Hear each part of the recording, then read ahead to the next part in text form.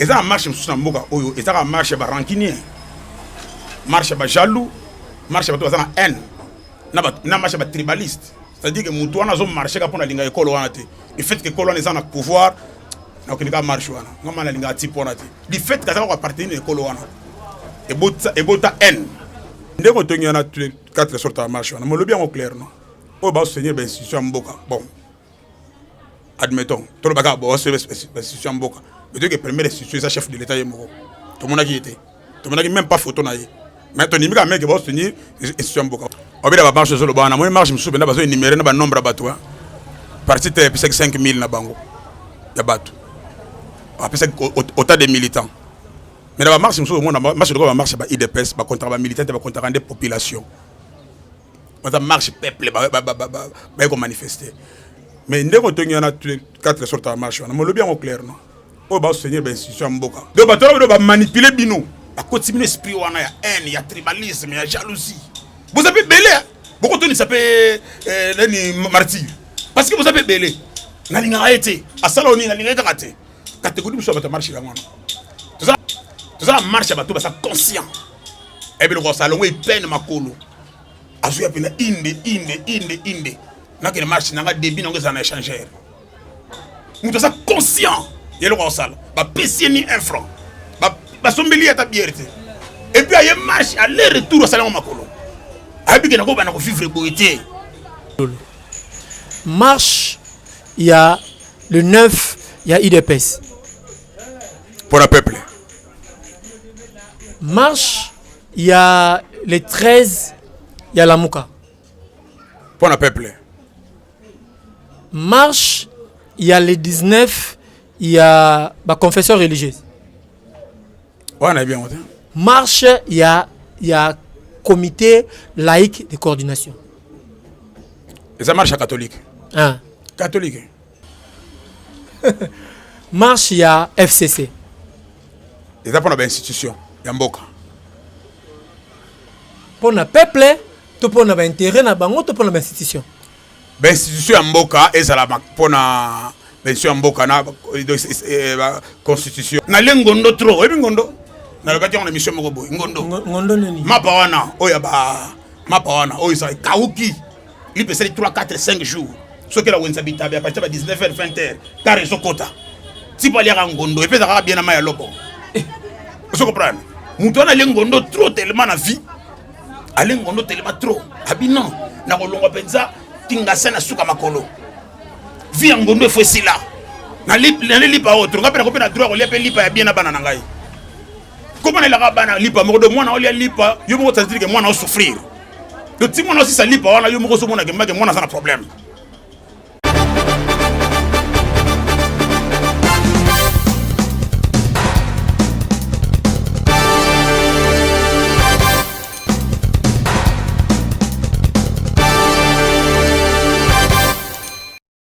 Na pesi bino mbote mingi esika bo zali mbote mingi vraiment na banda kuna bino na yebi ke ici beaucoup me pesa ngai temps na yebi ke beaucoup bani ko consommer ngai déjà d'une manière débordante ba français ba lo bongo bozo pesa nga temps bozo pesa nga ba connexion na bino bo pesa nga ba disponibilité na bino pour na rolanda les simples journalistes. Ça fait un moment mon ingénieur Starlili m'a dit vraiment je veux que otika les simples journalistes parce que Yoka mingi ne bazoloba, je comprends que toi tu es les simples journalistes. Et voilà pourquoi les simples journalistes a toujours micro na maboko, makolo na nzela mutu na sur place pour travailler, pour na ko pesa bino ba téléspectateurs, ba brancher nyo surtout bozotala ngai eloko bozali ko luka. Actualité ezanini lelo. Il y a quelques jours botu ko landa na ba lieu ya ba prière entre autres na Inikine na mangengenge déjà ba tueur ba komi kone ebele sika ba okende ko sambela ba bomi ba komi ko kota kuna ko boma ko tuer ko kata ko iba ko sala ba pillage. Une femme était victime, pas seulement une femme, plusieurs femmes ba victime kuna et puis ba découvrir ba mikuwa ya batu une personne a tué. Je parle même langage avec mon réalisateur Starlili, est-ce que vous balancez les bisous images, ça coûte que 2 minutes. Avant de compter un vif du sujet, vous balancez les bisous en haut, bon, to continuer. C'est une histoire troublante. On se croirait dans un film policier. Mais ce n'est point une mise en scène. Nous sommes sur le site de l'université de Kinshasa, près du centre neuropsychopathologique CNPP. La police de la ville a fait une découverte macabre dans la brousse.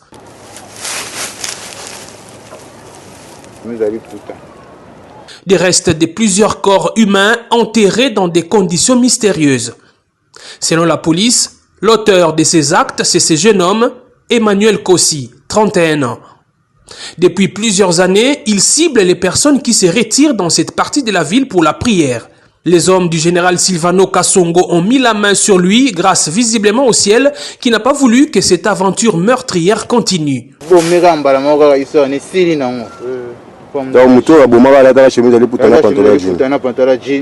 C'est par cette jeune dame qui a failli être la énième victime du tueur de l'Unikine que l'alerte a été donnée à la police. On a qui on a sambela na kanga ki misu après on a fungola misu boye na moni mamoko mutwana liboso nanga esenga na sepe na ona puso kuma mwasi nanga anu kuma mwasi no ndeni kama zaki yovanda na lukina tele mabwe mazo beta nga bambata beti nga mutuna beta nga makofi tindi kinga na ena sene nditi ko shite no mazo beluka na mabele aboto ninga telefone boto ninga sabuti nga na sharp oyo akena ngo akimi ndek na mona kete après on landa baston on no kena no bazaki moi distance na ngai laisse mon nombre tala mutu boye mo ba ya agresser nga betinga me ainza kimi na moniete ele kama matom ki après no mona soda o n'expliquer mutu onda l'attaque après tout nous tondo luka et puis on a tout luki ti to moniete. Elle aussi a failli être tuée par le même homme.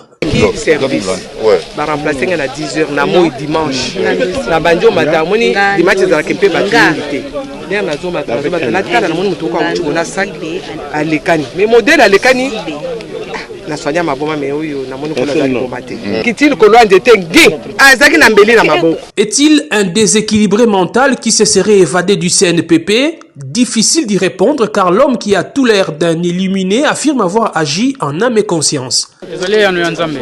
Hein? Nzambe. Atine. Putain, Nzambe tu Nzambe marabatu. Yannou lenga. Alobike. Na Naimbi pasteur Papi Kilolo, ça fait un moment a commis consultant na biso, ça fait un moment commis invité permanent na biso. Pourquoi? Parce que bah analyse naie et aucun droit au but. Bonjour pasteur Papi. Bonjour mon frère. Santé bien? Oui, ça va par la grâce. Tout va bien. Na ba pays mususu ezalara soki baninga bazo kufela soki côté mususu ndako ezozika to mona ngo pe même oyibishi be piano. Oui, na bien non, na bien za artiste mona na mboka na biso, na bien. Oyoka pe musique na ye. Donc oyoka lokola musique na ye na zo kango na ndako na ngai. Attends en passant. En passant mato kango te obiki bar moko za na ko ya fini na ko le kanoi ke non musique so betene sa jibe mais ko landa on landa kango te. Obiki ye mutaloba on ne fait pas la fête lorsque ça brûle chez les voisins. Bon, na yebi te ke mutu loba mais motune ezalaki mingi nini motune za mingi yozo loba ke ça va bien pendant que ba ndimi na bino ba pasteur bazo kufa na campus bazo kufa na Luzizila bazo kufa na Mangengenge civique ba bimba komi ko boma ole bino boza na pasi boza na mawa bino ba pasteur bozo loba toujours ça va parce que ba église ba elingezonga bongo ba ko se retrouver na ba faire ali konda. Tout ça va parce que ma camboane est concerné binoki. En tout cas, merci beaucoup mon frère Ernest pour la question wana. Les camboane au tiko loba ya ba ndeko bazo kufa na ba ngomba na ba montagne na ba Luzizila na ebité na ba Mangengenge bandeko ba kuta na ba accident ebele. Les camboane na biso c'est ça la biso passi. Et ça la biso passi vraiment. Pourquoi? Parce que c'est comme si christianisme va comprendre en côté. Va comprendre tout ça c'est christianisme était. Au moins ngomba oh ngombe bandi lelote ngomba e bandi depuis Abraham depuis Genèse ngomba existant hein nzamba otinda Abraham na ba Morija hein ba Moïse ba que nous prier na ba Sinaï ba ngombe existaka hein Yesu yemo kutu plusieurs fois mata hein na ba Gethsemane ngomba ezali mais façon autre comme ko sur makambo nzambe nde parfois to kuta na ba accident biso moko bisomoko lobi to bana susko bisomoko lobi to bana susko se plaindre na cadre ni na loba na linga na exhorter bandeko moko mi balemisa to bako baku malamu ya Rolanda biso pour to comprendre lelo ngomba eza mabeti mais ozo kende ngomba na motivation nini oza sir ke nzamba yebi soki matana ngomba parce que ba Abraham ba Moïse za ba bisika musu nzamba yemo kazo énuméré nzamba yemo alobi plutôt bible énuméré alobi kende na ngomba mata na ngomba et puis alobi montagne o ngai moko nzambe na koponela yo Abraham aleki ba montagne ebele ti akomi na montagne oyo nzambe ye moko aponeli ye donc plupart ba ndokomi to matangomba lelo to kende ba motivation moko to lo bangana bengo ba motivation moko to ba ya yo moko personnel yo moko juger bon na kende ngomba mais nzamba tindio na ngomba te mon frère Bible est clair. Yesu na femme samaritaine. Ba koute na livre Jean chapitre 4, comme dans le verset 20 tina verset 24 ou 25. Autant histoire wana. Na zui moi ba quelques versets wana pour comprendre pourquoi Yesu ba boye ki ngomba te. Tant moi ça ne sait que non, biso to adorer Nzambe na montagne oyo. Depuis nos pères, ba adorer Nzambe na montagne oyo. Mais vous dites qu'il faut seulement adorer Dieu à Jérusalem. Mais réponse à Jésus, c'est là qui est clair. Et c'est là qui est clair. Abi l'air vient où ça ne sera ni à Jérusalem, ni à la montagne. Mais l'air vient où les vrais adorateurs adoreront le Père en esprit et en vérité. Nzamba zakaka na ngomba te. Tozana ba dégâts et belé na ngomba wana. Lelo tande ba frère bazo perdre ba vie na ba montagne. Nzambe lelo Nzambe babi ça ne sera ni à la montagne. Les vrais adorateurs ba bengian adorer le Père en esprit et en vérité. On a zotelé mais la pasteur au bazotinda bandimi na retraite na ngomba surtout au moment oyo église ezalaki na état d'urgence bakangaki ba église ba pasteur mingi bazui banzela ba ngomba kuna comme refuge na bango wana zotelé mais la bango. Te papa kende ngomba izala sûr que nzamba la episode okende ngomba. Okende ngomba te ba sentiment na yo. Okende ngomba pour la souffrance eleki. Omoni ngomba wana yo somo na Bible. Mutu ma kende ngomba parce que souffrance eleki na vie. Akengomba pour na célibat aussi la tête. Akengomba parce que moi ça je pas la tête. C'est ça bangomba doit kende lelo. Bangomba moko ya ba égoïste. C'est que mutakengomba pour na intérêt némo personnel. Mais tant on nzamba otinda batala bakende bangomba. Dans la mission na bango c'est la nini. Yo so kende ngomba c'est un groupe ba tokena bangomba. Tala suko ba résultat. Moi j'ai un frère a connu un accident moko grave na mangengenge. Lelo azana hôpital ya hôpital ya Kakokolo. Abukani bassin abukani. Pona nini? J'ai une sœur. Ba viola na mangengenge. Je connais une sœur ba violer na mangengenge. Yo ke retraite yo moko après mutu moko bimelo na butu. Soko lobi na roboma yo. A violer sœur na bota. Oh. Azuize me mangengenge. Azuize na mangengenge abota. Wana molimo santu toni. Papa, ne na bo soki biloko ero salango, o se kosala na ba sentiment te. Sale logo yo ka voya Nzambe. Ko kende te pona bondo moni mutu akibina kena ngomba makute na likama. Obani Nzamba tiki yo. Nzamba soki otuni Nzambe ko tiki Nzambe otuni na benga yo na ngomba. C'est comme ça avec Dieu. Nzambo tiki nga na benga yo na ngomba. Soko sambele nga na chama nga na ko te. Soko sambele nga ta na e para bino to likete place mo na ko te. Ko se retirer eza bien. Mais dans la résultat le biso se retirer. Na ko télé na ko se retirer te. Mais tala elo ko sala. Et puis yebelo ero sala on na motivation ni. Lelo bato ba ke ba ngomba na o Seigneur na olinga onction. Nzambe wendre ngai. Mais tala en réalité on onction ça pour nani. À la succès, à la miracle, avant de guérir batou, à comme un succès, comme un peu grand, à comme un peu voyager. C'est-à-dire que c'est ça et logo oyo, bah te belé, bah, c'est-à-dire que bisika ou bah te belé bah mi côté si na erreur. Nzambe lo ke bongo te, nzambe lo ke pour na intérêt personnel te. Nzambe azanzambe abi nous sommes sauvés pour sauver. Lukan nzambe pour na sali ya ba âme. Lukan nzambe pour être évangile et que de partout. Koluka Nzambe te pour na ba intérêt na yo. Na moni pasteur telona tongi maman na parler hein. Attends, maman na car. Joana on kisa na ngo penza Nzambe so aselinga ngolo wana. Amoke de ba voyage pas en pamba. Ba bengi na États-Unis. Donc ça dit muto sala biloko wana, c'est moi ba envie. Et ça na kati. Ndo mo lelo oyo Nzambe sala ndira pesi bato mu Congo. OK na ngomba na likama tala mutu bala ero solo ba ya ndeko na mona ki ba image wana. Ba bomi na bité ce frère wana ezala ki nini na yebite babomi mutu atiki wana tia komi mikuwa eresma ser wana na yebite yekuti c'est une chance oyo ser oyo boy a tuko témoigner wana voilà un peu ba réalité ça na ngomba to boyite ngomba isa bien mais yeba ngomba oso kende wana oso kena motivation une premièrement et puis tant oso kende na Nzambe mutu yebisio mais bino ba pasteur puis botinda ka lisusu batupe bakota na ba chambre ba sambela te pour na bino pon nzamba yoka mutu ezaka ka fotinde na ngomba faut benga na retraite na église bino mibale faut benga na bureau au sein ba prière à délivrance na bureau après avoir reçu la prière à délivrance au leki na TV au lobby que non est-ce que bino boyebi mi pende ya maman Marie mi sa mundenge ezalaki bino ba pasteur dossier wana nyos donc stratégie wana bokomo la bandimi pasteur Papi Kilolo au monité que yango pezo me bandimi ba pesi bino confiance tellement que bokomi pe ko abuser quand même.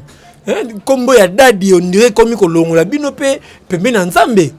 En tout cas mon frère c'est le moro bi le bi na sur le moro et le bi bien hein et le bi mon peuple est péri mon peuple est détruit faute de connaissance tant yo za mondimi ozo kende na église yo nyonso au pasteur ya azolo belayo ozara oui amen c'est ça le problème ozo tala même pas à la lumière de la parole mon peuple est détruit faute de connaissance oza mondimi ça fait 10 ans. Mais tu ne connais pas la parole de Dieu.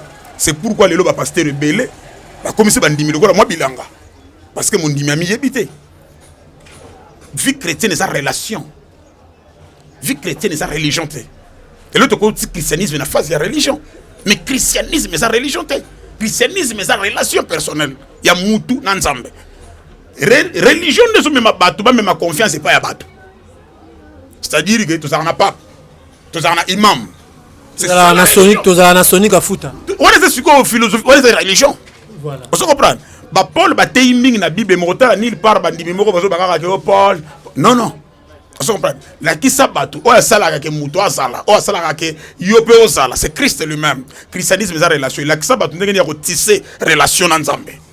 La qui sa mutu nzela ndenge ni ya ko tisser relation. Mon frère obi ke lelo église bébé pourquoi?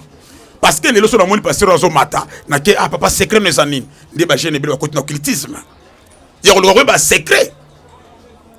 Secret ça ni papa ah na sepera makasi ndenge vraiment négocier la nzambe vraiment ngane ba secret na yo. Yo so mona serviteur mon na Bible alors que secret a un grand prophète. So moni ngo ipsingai, na bika Elisa 5 double portion. Ma tuna ye secret. Mais d'où vient que ba jeune belé lelo oyo? D'où vient ça? Que ba jeune belé lelo oyo? Pour na émerger l'évangile, pour na kola, pour na que musica, il faut tenir un secret. Voilà bisika oh le secret mimi batu.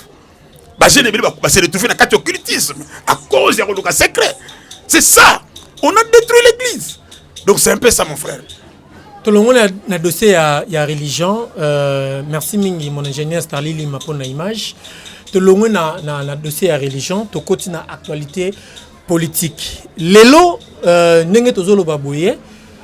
UNC déjà hier na marche ya FCC na Kinshasa na niveau ya est ya pays UNC tambolaki esalaki ba dégâts ba panzaki ba bukaki lelo déjà de tolo babou il fallait comment on dit il fallait procès à Vital Kamerhe et reprendre lelo le 24 alors ba militants ya UNC bakiti na balabala bangope nzela ya selemba o makolo loyembo makolo ba na ba chemise ba ta prison nazo ke la ta INC mawa et bon soki 6 personnes ba tomber na malchance mutuka makala ezoleka et Monica Kabilamba wana est-ce que papa ba to INC na balabala ba ke nego réclamer procès ezo reprendre le loya Vital Kamerhe ba quitter bazana raison. Ah, merci beaucoup mon frère Ness. Bon, au lobby, il y a le mot à moto, il y a le lobby, bah tu as bandé comme ça, ça démarche. Bon, au lobby, bah dégué c'est les mina na est en boka, ma bébé ndé na zo. On a qu'à battre INC. On a qu'à battre INC. N'angana le bélo moko. Hein? Au lobby, le lobby marche ça na boka, na degré moko na habité. Bah on va marcher on a bien ngonin. Merci Fachi. Merci Fachi. Marche wana. Na bien merci Fachi. Oh. Est-ce que vous avez marché le lingue ou na banda Congo existant? Parce que vous librement. Vous devez marcher librement. Merci Fachi. Merci état de droit. Marcher ça les mi battre petit ma beaucoup non pas de casser les bêtises tout le monde qui paye bagage la témoin. Wana olo ba marche ya pona tout non na tunyo motuna sur marche ya la Mukate, sur marche ya IDPST, sur marche ya FCCT.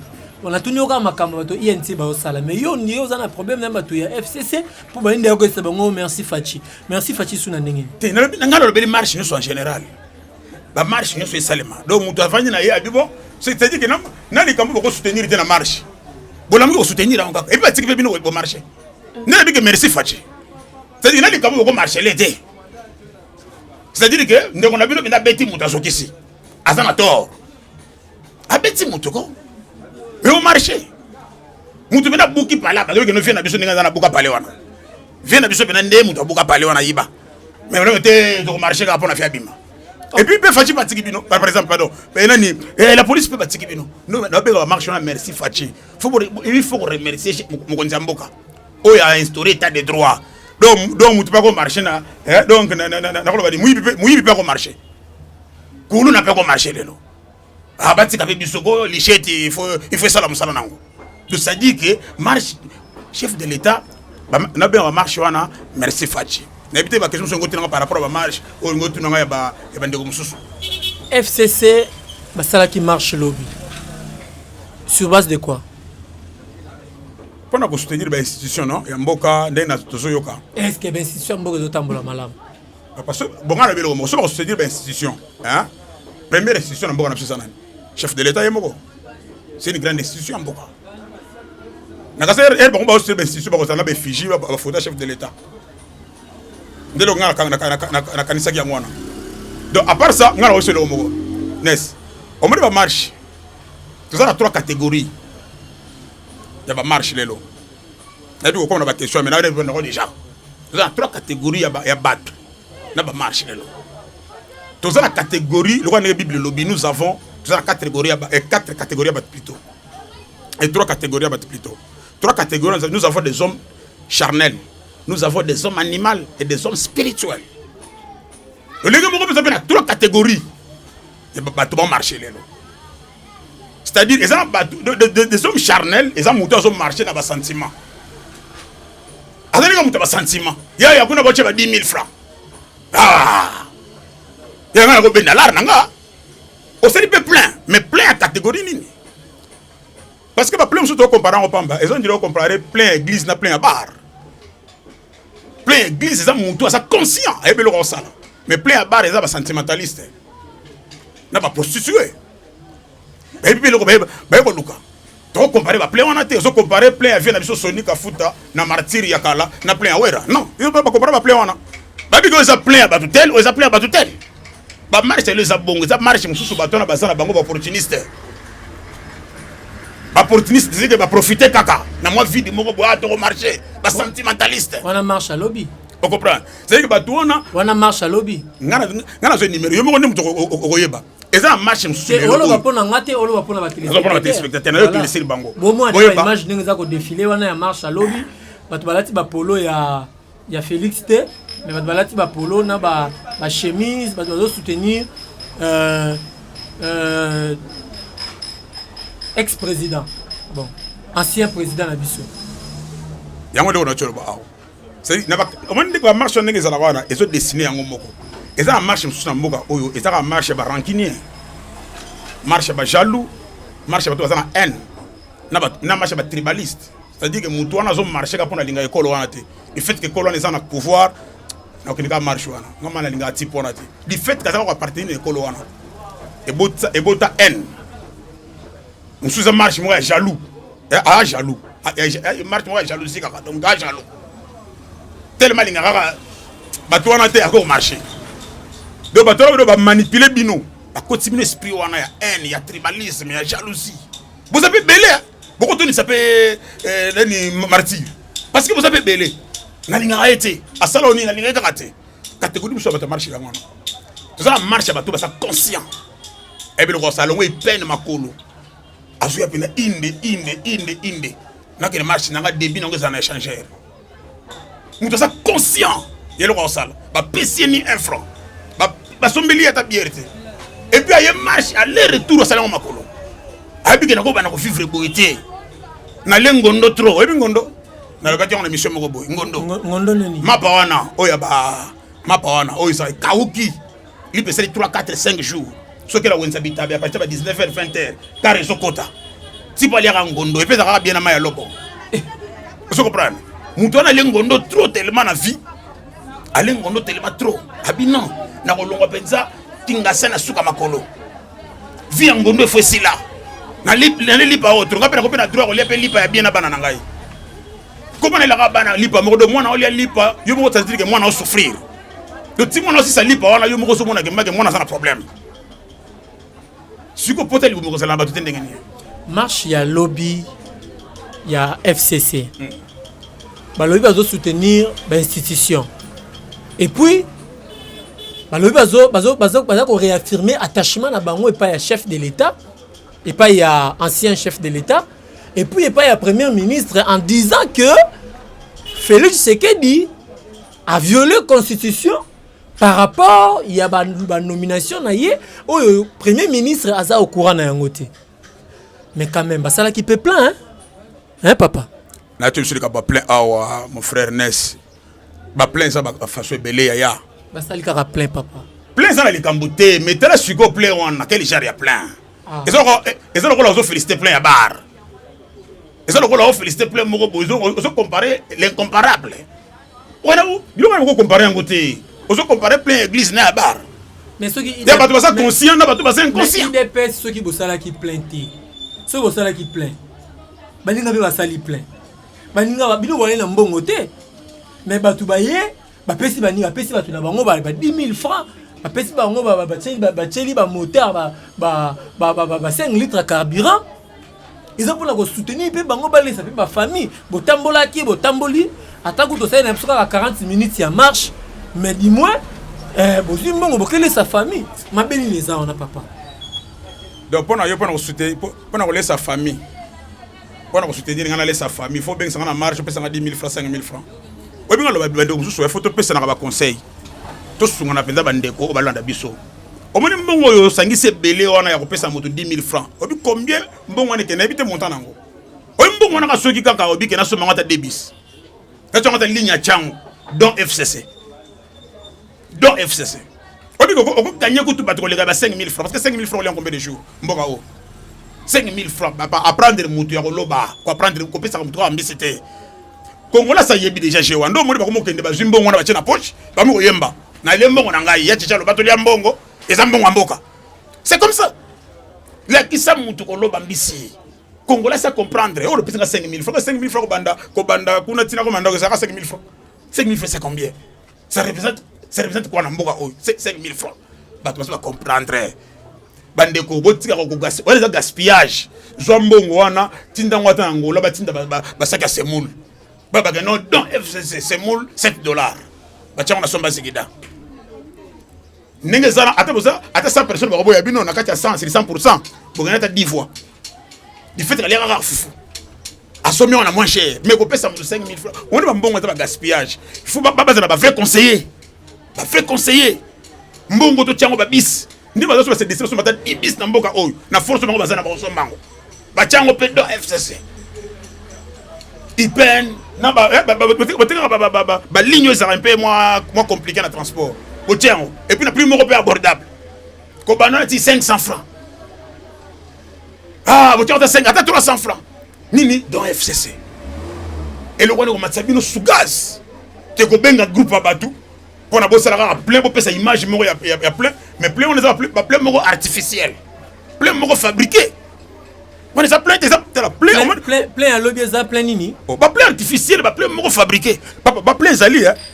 On me dit on me dit marche oh j'ai dit les 9 fois na tiba ngana moni batu ba kanga eza jour ouvrable même mutu akangi boutique à quelle marche moi na moto ba tiye carburant aye marche aye benza marche ko c'est à dire que abomine journée na yepi donc aye marche batu bele mona batu ba na plein suka ngo buki ba buki ba yibi batu ba kufi te ba marche bongo yeba ko mena marche bongo ba jalo ba sanga te ba infiltrer ba salaka ba marche bongo foko ba infiltrer ba sala ba jalo ba salaka ba infiltrer ba kota mais lobby pe marche ba te ba za qui plein tout le monde ba infiltrer te bino bolela ka ba infiltrer bolela ka ba infiltrer yo ko perenga ke non na marche tanga 10 000 francs no sa ngo bulani non te mbola penel wango na malamu parce que mo na bi ke fona so sala mo bulu na ko sala mo bulu ba ben na sumo la ro fona te mbola penel poser. Pour moi 10 000 on a dépassé moi 2 000 moi 1000 francs de transport nation à palais. Donc ça me boulani. Mais marche ba conscient muto conscient e belo ko sala. aza déterminé papa na biso na moni mutu longo ipen azo ya kati nakutana mutu na kwa ya université en fait nga gote ya notre nga na bike maso za na ipen habite na ko maka ba gote limité kuna banini ba pesi rien aye makolo zongi makolo alobi mon cher to limbi kulia passe vie ça passe era au moins biloko susu to mon dire biloko era président Félix ate maladie ça na ya bandaka la eza comme ça na sida ngako c'est la malaria yo bela rende sida e umela so bien on est au mayo tika ça parce malaria donc maladie ça fait longtemps et ça na katan soto donc sur un moment off maladie on est si là non mon bato su ba télé ba conscient ba télémi chef de l'état patikeli biso marche botambola tango lobake malade eza déjà bandakala olingo lobake président ya kala Joseph Kabila atika biso na désordre atika biso na pasi déjà pendant qu'il atika $1 milliard na caisse à l'état. Mon cher nalinga monta wana te ba to ba $1 milliard un grand Congo mboka lokola pays na biso $1 milliard na caisse on me fait pas le bâtiment ta pas rien caisse la vide et ça lokola ngana pesi mbongo 1000 francs na betela ngotolo ah nest jour moko to na pesi 1000 francs ah nest jour moko to na pesi 1000 francs de la betela ngotolo partout il fait ça la ngasoni non il fait ça la ngasoni papa sur le bique comment ni bana oba botami na ba donc la bango mawa bana nyoso ba botami na ba 2000 ba 99 ba 98 donc la bango mawa opani pona bana wana vie normale ndeyango donc c'est dire ba koti malamo ba koti renyu wana donc vie normale pona bango yango wana donc Miko Boss vie normale ngondo lipa kwa vie normale Miko Boss to ba Miko Boss te Miko wana oyo etikala na ba shawarma ba mo tekela biso ngo pona tolia kende na wenza gambele zalinga mtu ateka yango te ba noko ba profiter ngo ba dame pona nini souci kanda ya soso leki bambule belé kanda ya soso leki mère atepe na poulet journée bon ba sombi yango takaboli en katikati journée ba sombi takaboli en katikati to comme na soir ba somba ka tabete ngo 4 parties suka mère amonika te plan yo pour la pamba akata ndambo ti akata mike 300 200 500 mundo ça se retrouver même bato balembi siko viwana bato balembi ndo moni to sali wana te pona ko luba o ese leka mais to tikela ka ndemo konza mboka ta 18 ans wana moni bana babotami na ba période wana na banda ko loba ide kimakinga pona ba mona vieux c'est normal eso ko mona moko botama na parler na bango banda botama tia ko 20 ans so ba le bien ba le ka poisson ba kalinga na pona est-ce que yo za fia mabe akondi mangote ebi kinga na kolo na kuta biloko oyo siko bato ba kola ba période na biso ba bi ndenge vie salaki to botami ba série wana ndenge vie salaki na ndenge vie komi siko tu za poser que souci que vie wana ezonga siko ba tino so ba 20 ans ba 25 ans ba komana so ndire ba fou mais vie wana ezonga ndenge nini facha osala loko te quand même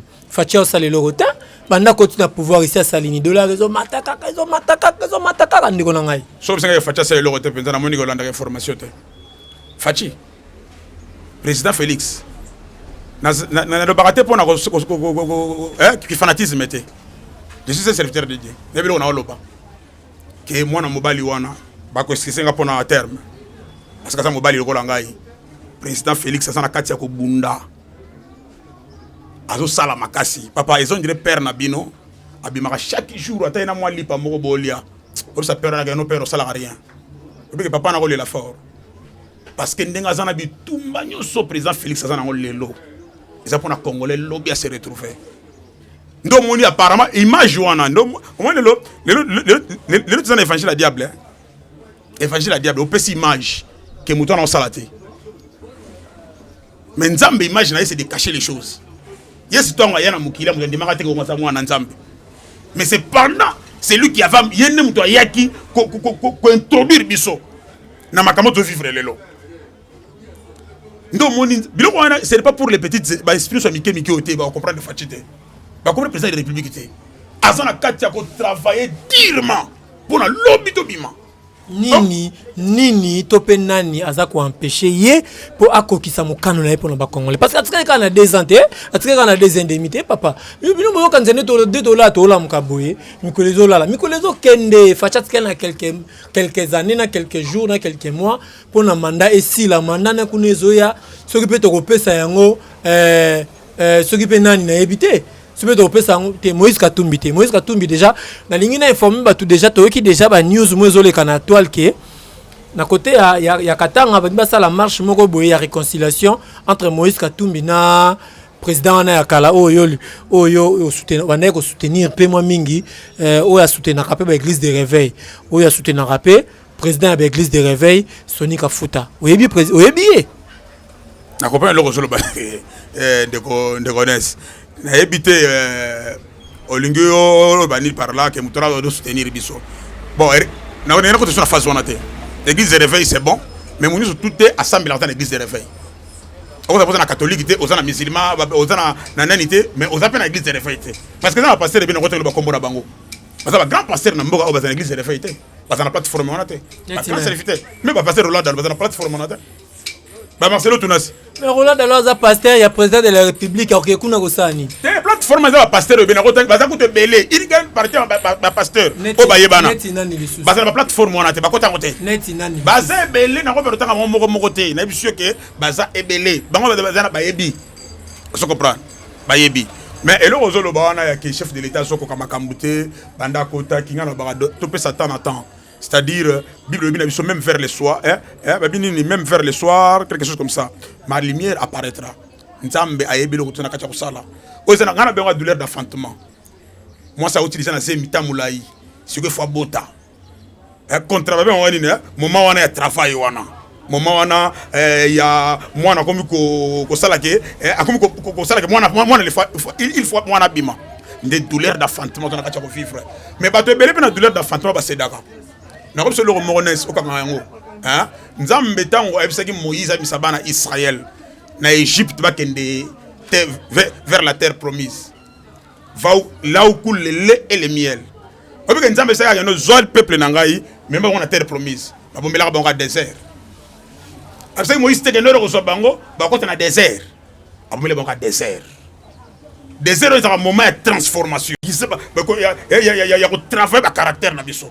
Parce que même mentalité, on a 18 ans, on a 20 ans, on a 30 ans, mentalité, on a terre promise. Donc, c'est un moment où c'est un moment où il révèle le caractère à Batou. Faut tout le monde à Batou, sous Babima. Que ça rendait boye. Vous comprenez? Bah, Corée n'a pas d'attente. Au Bible lobby, bah, Milan a désert. Mais ça qui juif. Et là, tu vas vivre, bah, t'es belé. Tu veux pas qu'il y ait un basseur à Makélé, la TV, qui va savoir opposant. Mais t'as là les lots finis, les lots. Moment de désert, il faut révéler le caractère à Batou belé.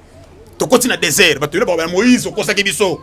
Wa Peter promise Facho kosi papa la bina bundia wa ko yiba mbongo l'état wa Peter promise ba corona ba data il faut ba bima ba se révéler ba tumi to betela maboko na ba opposition plutôt sur la na TV type lo ba bien obile lo ba sa wapi et ça moment désert il faut révéler baza wapi oh papa yo bité ebele ba tika na bango ko to voix o facha sana ka Holanda ba sa tacha na ba biloko mususu neti nani papa na ya kotanga koma mutu tenes yo to linga bongo mais no tanga koma mutu te moment oyo na osenga na bandeko et ça moment na imitation hein et ça moment imitation et c'est pour les esprits et ça pour la ba nerf solide et ça moment imitation Joseph balakisi trône balakisi bandeko ne bazo gumba melaye mais ba bombela kaye libulu ba bombela kaye Égypte ba bombela kaye esclavagisme ba bombela kaye prison pour atteindre le trône. Donc, les Congolais, tous à la sûre que mon amboka, tous à la confiance. Lobby na biso, c'est la plus meilleure qu'aujourd'hui. C'est comme ça. Donc, batte belé, les longs, phase à désert, les phase moko, les phase où il révèle et tu es qui est qui. Yoningo zana, yakoyoka yoko loba, pour na yolinko la sake, mandat prochain, donc, disons, élection prochaine 2023, Fachi a mis une chance, yakoleka. Oui, il y a une chance à Koleka. Facha Zali président est conscient. Mon toit est conscient. Il y a Mboka vraiment. Au moins 5 ans. Tu as sacrifié.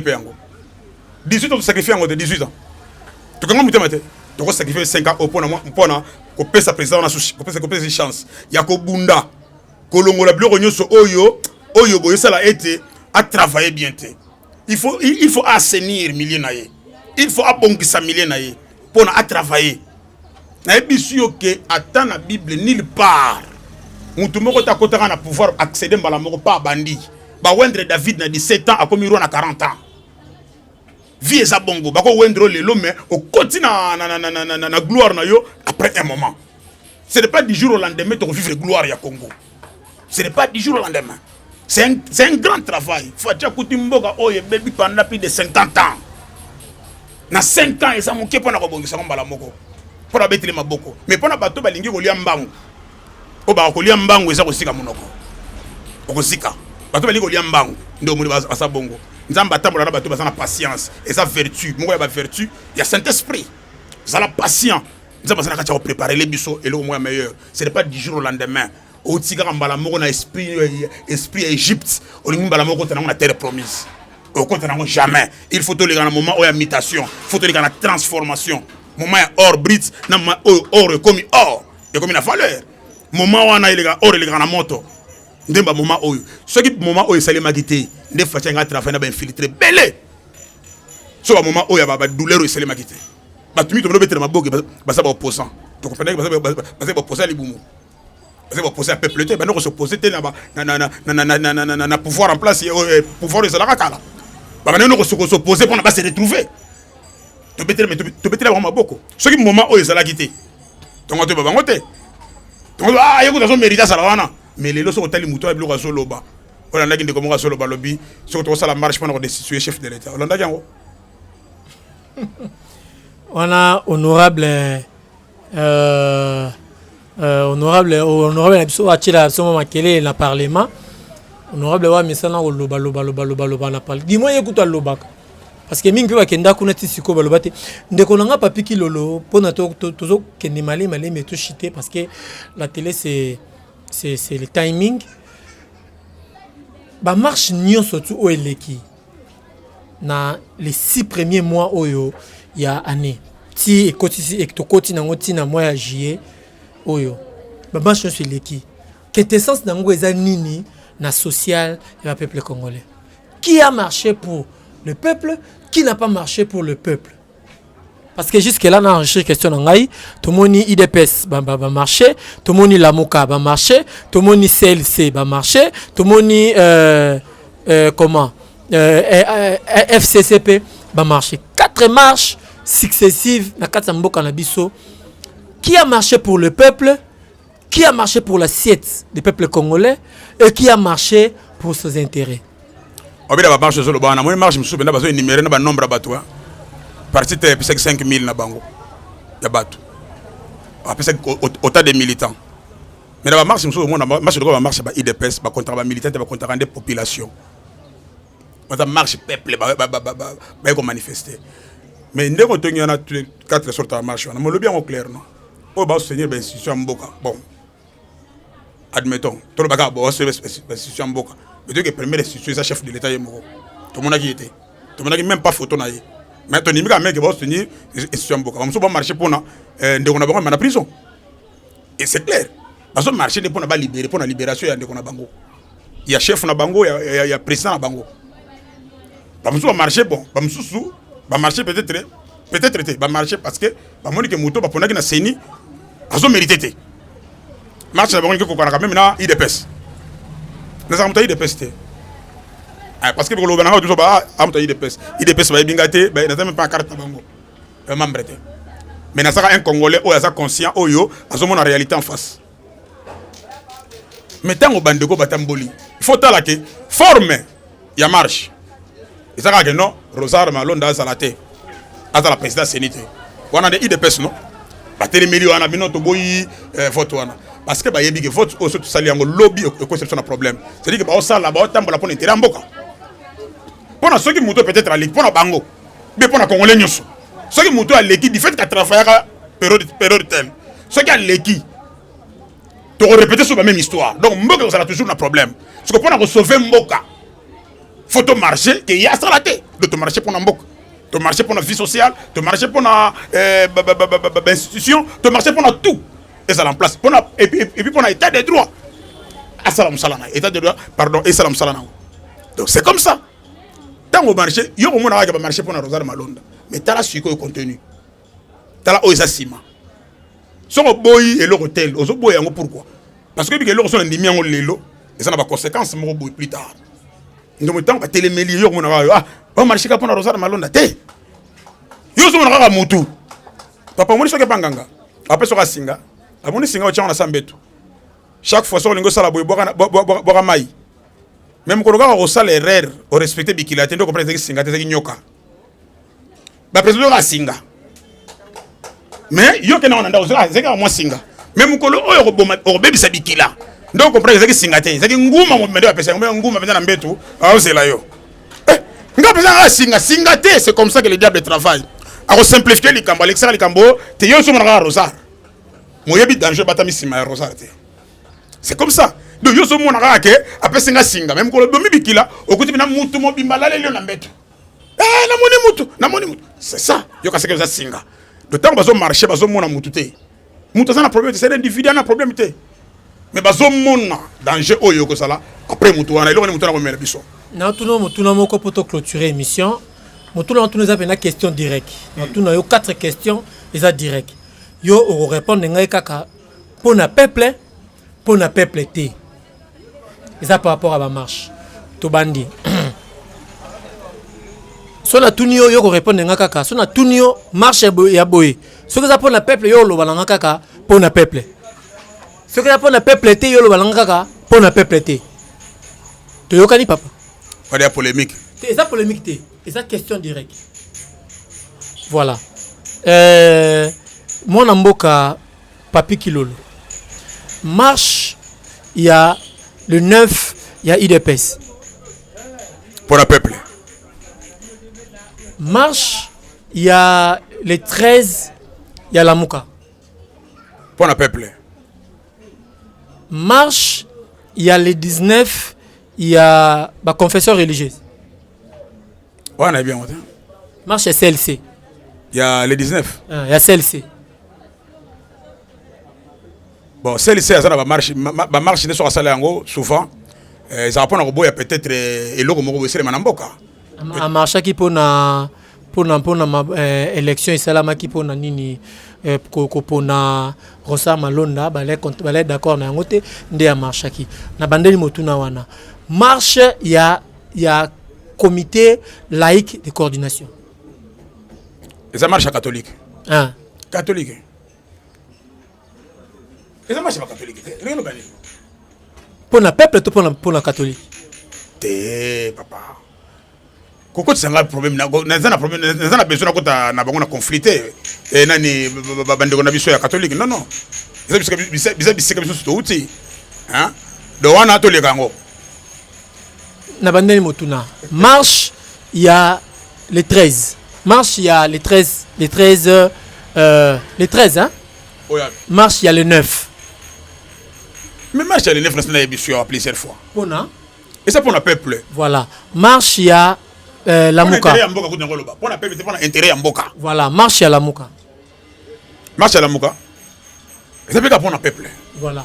Marche, il y a Bata catholique. Et ça pour le peuple. Pardon? Et ça pour le peuple. Marche, il y a FCC. Marche à catholique. Marche à catholique. Bazolinga Rosar Malonda zona Yete. Bako baso boyaye. Baso boyaye Rosar Malonda pour le peuple. Marche, il y a FCC. Et ça pour une institution. Yamboka. Pour le peuple, tout pour notre intérêt, tout pour notre institution. Institution Yamboka et ça la pour na institution Yamboka na constitution institution bilo konyo soana ba marché ngende pour na yango. Pour na peuple té. Déjà marché ba institution papa. Mais et ça bango ba combien ngoti ngam to na combien. Babo elo ngini ngona babo elo kote. Ba yeka ndeko soutenir. Bango boye elo kote. Ba marché juste soutenir ngana za ba marché oyo ba téléméli système moko boye. Mais bango ba téléméli système té. Et là, on a une dictature, une dictature, bon, comment je peux dire, bon, libre. Et ça, le yo traitaka yeke akabakate. Mais muso dit oh ngana mona nganga pour na akabakana ye. Donc nous ça na choix libre à traiter mutu nga moni so moni que dictateur bon. Peut-être par rapport na bango moni dictateur mais plus moni dictateur te. Donc marche ya FCC pour le ESA. ESA ben institution mboka. Pour na institution mboka.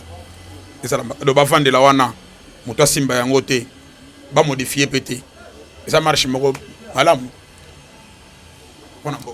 Ça n'est fini pour aujourd'hui. Nenga kana isa kibino télévision el Kambangonga.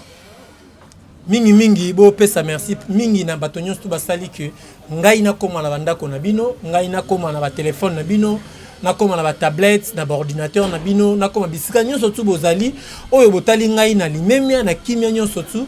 Bo pesa merci na équipe technique oyo travaille ki na ngai derrière la caméra. Je vois ingénieur Starly Lima, mon ingénieur perso. Et puis na pesi mbote mingi na bino nyonso bato boche ba moyen na bino po image oyo ekoma ipa bato mosusu na eloko na lobi sikweza po na yo moto partager émission na zo senga yo o continuer ko s'abonner yo moto tala émission soki na no s'abonner te tala place ba komi abonnez-vous place ba komi abonner s'abonner cliquer kaka na kati ya clochette wana pang tant nyonso wana ko kotsa beloko o wana ko zwa ngo na temps réel botika la malamu bon lo basuke ça to clôturer. Te pesi mbote la bandeko nyonso balandi biso en tout cas nzamba pambola nzamba sunga nzambe vraiment a assister biso a assister pe mokonzi ya mboka atika ete to continuer ko bondela pona ye po ete lobby ya mboka na biso ezala malamu mingi koleka kelelo donc mbote la bandeko so ba biso o ba yebinga plutôt mbote na bino nzamba pambola merci. Merci mingi nzamba pambola bino kaka ndenge pasteur alobi tokutani mbala sima. Au revoir.